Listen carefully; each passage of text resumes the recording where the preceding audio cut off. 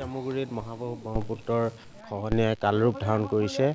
শেহতীয়াকৈ যোৱা এসপ্তাহ ধৰি খহনীয়াৰ কবলত পৰিছে অঞ্চলটোৰ। মই কেমেৰা সহযোগী পৰিৱেশ দেখুৱাবলৈ অনুৰোধ জনাইছোঁ। ইতিমধ্যে চৰকাৰ প্ৰশাসনলৈ বাট নাচাই স্থানীয় ৰাইজে নিজাববীয়া প্ৰচেষ্টাৰে বাঁহ কাটি বাঁহৰ জেং পেলাই খহনীয়া প্ৰতিৰোধৰ চেষ্টা চলাইছে।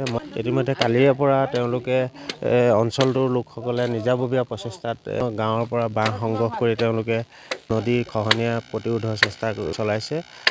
পাৰ্কোপাইন নহয়, তেওঁলোকে বাঁহৰ জেং গছৰ ডাল পেলাই খহনীয়া প্ৰতিৰোধৰ চেষ্টা চলাইছে। আমি তেখেতসকলৰ পৰা জানিবলৈ চেষ্টা কৰিম। কি ক'ব, কালিৰে পৰা আপোনালোকে খহনীয়া প্ৰতিৰোধৰ কাৰণে নামি পৰিছে ৰাইজ, কি ক'ব?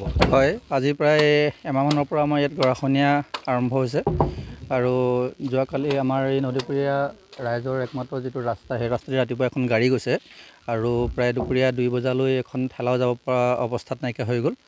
উপায়ন্ত হৈ স্থানীয় ৰাইজে যোৱাকালি আৰু আজি শ্ৰমদানেৰে নিজস্বভাৱে আমাৰ গৰাখহনীয়া প্ৰতিৰোধ ব্যৱস্থা কৰি আছে।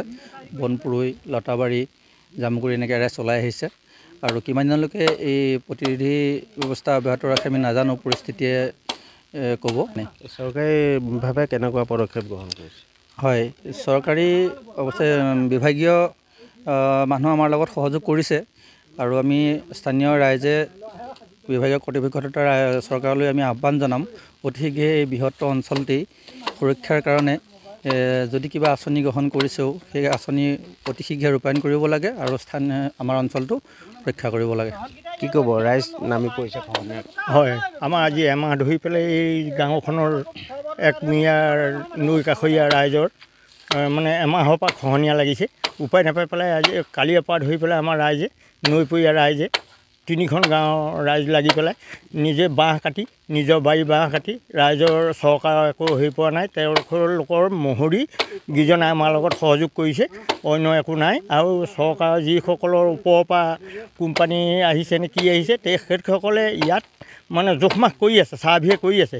কিন্তু চাৰ্ভে কৰাৰ আগত যেতিয়া খহনীয়াটো লাগিল, তেতিয়া আমাৰ ৰাইজে উপায়ন্ত হৈ মানে এই কামখিনি ব্যৱস্থা কৰি নিজৰ বাৰীয়ে বাঁহ কাটি শ্ৰমদান কৰি পেলাই আমি এজনক দায়িত্ব দিছোঁ যে তুমি গোটেই খৰচা কৰা, ইয়াত যিখিনি খৰচা হৈছে কাঠ, বাঁহ, ৰেচন পাতি, নাও, তেল, এইখিনি গোটেইখিনি তেখেতে খৰচ কৰিছে। আমি ৰাইজে পিছত বহি লৈ পেলাই ৰাইজৰ ফালৰ পৰা আমি সকলোৱে মানে চান্দা বৰঙণি হিচাপে আমি সেইখিনি বহন কৰিম। সম্ভৱ হ'বনে খহনীয়া ৰক্ষা কৰিবলৈ? সেইটো আমি যথেষ্ট চেষ্টা কৰিছোঁ, কিমান কেনেকৈ পাৰোঁ। কাৰণ এখন ব্ৰহ্মপুত্ৰ উপনৈ নহয়, এখন ব্ৰহ্মপুত্ৰ ভেটা দি ৰখাটো এনেকৈ বাঁহৰ জেঙে সম্ভৱ নহয়। তথাপিতো আমি আত্মীয় স্বাৰ্থত মানে কেনেবাকৈ যদি অকণমান ৰক্ষাও পাওঁ চৰকাৰে কৰা কামখিনিলে, তেতিয়া আমি সেই দিনটোলৈ অপেক্ষা কৰিব পাৰিম বুলি, ধৈৰ্য ধৰিব পাৰিম বুলি। যিহেতু ৰাতি আমি শুব নোৱাৰোঁ, যেতিয়া গৰা ধমধমনি লয় তেতিয়া আমাৰ ঘৰলৈকে কঁপি যায়। সেই লৈ পেলাই আমি এইখিনি কাম কৰা হৈছে। আমি আৰু কি ক'ম? হয়, ইতিমধ্যে ঘৰ ভেটি হেৰুৱাৰ আশংকাত ভুগিছে অঞ্চলটোৰ লোকসকলে। ৰাতি হ'লে তেওঁলোকে উজাগৰি নিশা কটাব লাগে।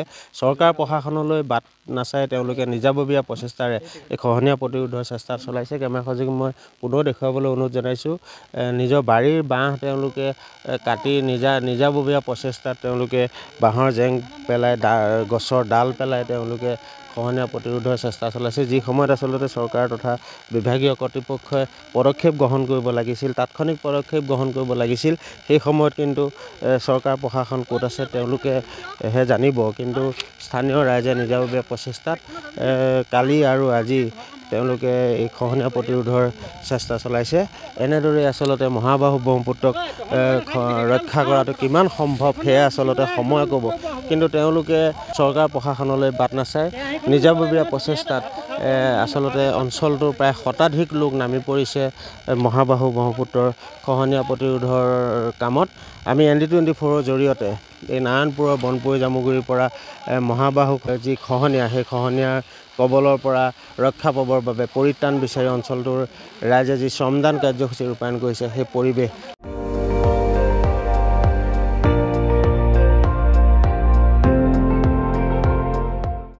আপুনি চাই আছে ND24, সৰ্বশ্ৰেষ্ঠ নহয়, সৰ্বোত্তমৰ দৌৰ।